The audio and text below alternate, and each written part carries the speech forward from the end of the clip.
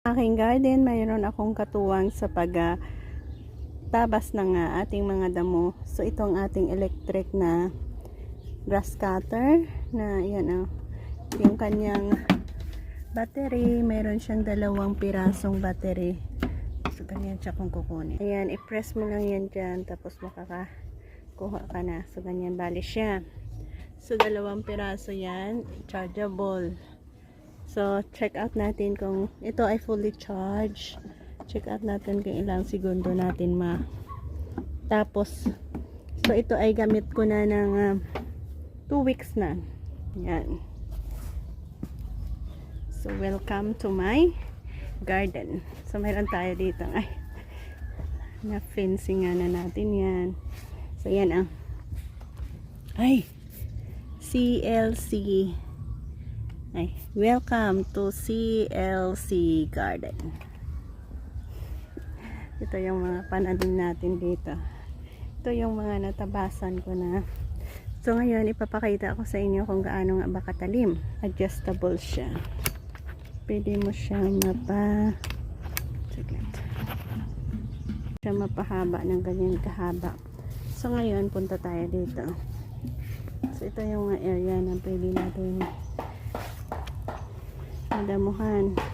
Mayroon siyang button dito, ganyan yun mo press, and then the same time kita nyo na.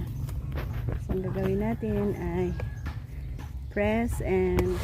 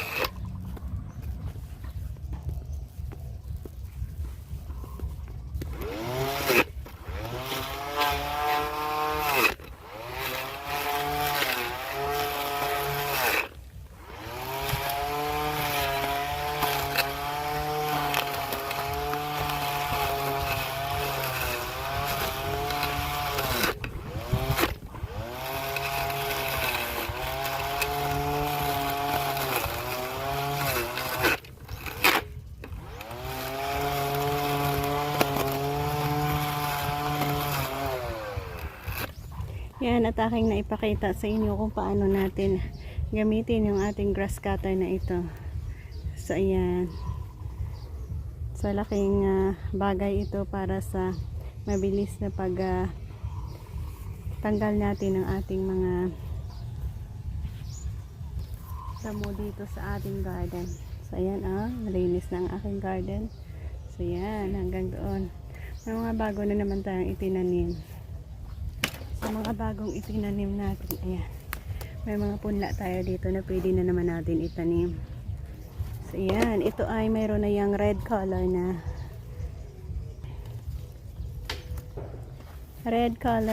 sitaw. Ayan, mayroon tayong punla dito itinanim dyan.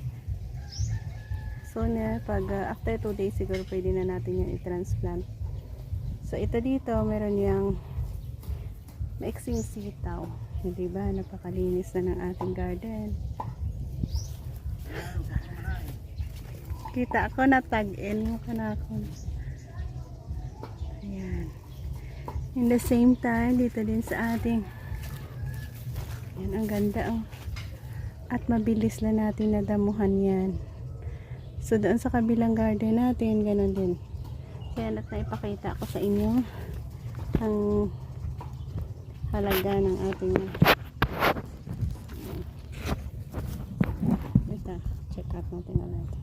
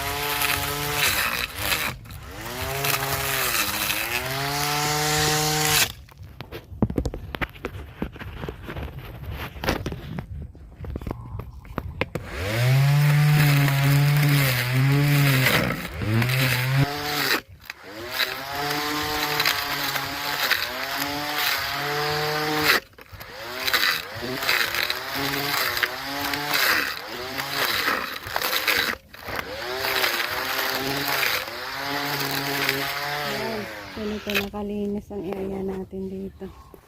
So magtatito ng mustasa ang ating itatanim dyan. So again, recommended nating ibinabahagi sa inyo ang ating grass cutter.